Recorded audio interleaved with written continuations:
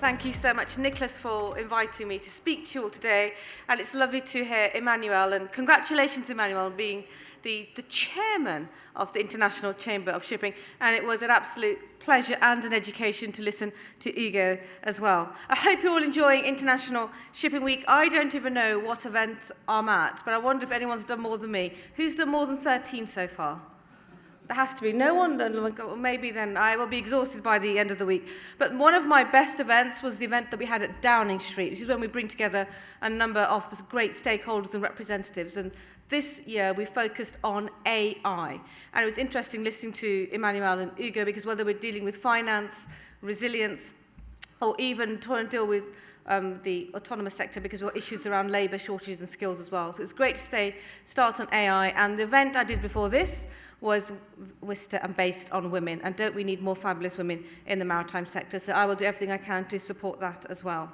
Many of you will know this isn't my first rodeo.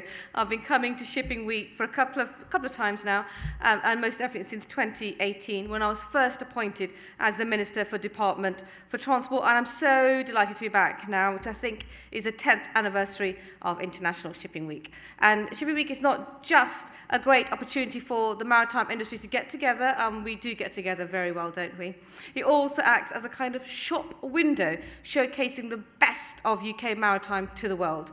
Over the next few days, delegates from around the globe will be peeking through to see for themselves all of our maritime industry and what it has to offer.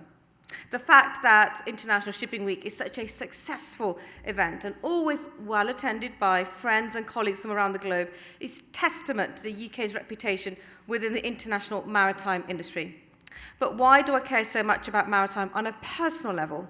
Over the past few years as Transport Minister and now within Business and Trade, I get to visit ports all over the country, but also internationally as well. I speak to maritime businesses at home and overseas, and I know many people, many communities, especially in the UK, whose livelihoods depend on the industry. And this was brought home during COVID, right? When we had huge issues with supply chains and logistics, and now again with Russia's illegal invasion of Ukraine. We're reminded how important this sector is.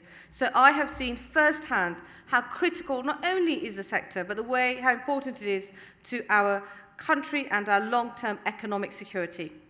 This week at London International Shipping Week, we are celebrating all you do for us. And now I want to use my few minutes to this evening talk about what we are doing for you, the work we are doing to make this country an even better place for maritime businesses.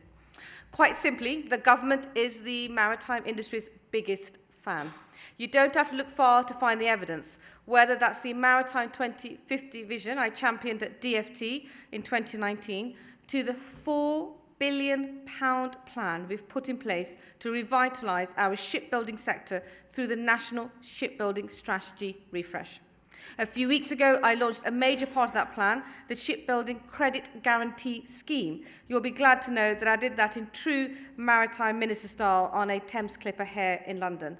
How does that scheme work? I hope you're thinking. In short, we'll provide up to £500 million of government-backed credit guarantees to finance the construction, completion, refit and repair of ships and other vessels, covering up to 80% of the risk to lenders for a maximum repayment period of up to 12 years. I hope you're going to be pleased with this. It was a massive labour of love I started in many, many years ago when I was a DFT minister. This will mean that the UK shipyards are paid as though through a cash contract, that buyers or borrowers have time to pay over a number of years and can borrow at fixed or floating rates, that lenders are protected against non-payment of instalments or interest due under guaranteed loan, and there's no minimum gross tonnage, so that key strategic and rapidly growing sectors are supported. So why was this scheme needed? Basically to level the international playing field and bring the UK in line with our international competitors and the many similar schemes that are on offer elsewhere. And we wanted to make sure that we addressed barriers to many maritime businesses who find difficulty in accessing finance, especially when they need to expand and grow. So if this scheme has captured your imagination, please do speak to me throughout the week. If you see me or any of my colleagues, can my colleagues or my department officials put up their hands? Now, John is hiding, Tom is hiding, there are more. Please all put up your hands so that all in the room, they'll have far more information.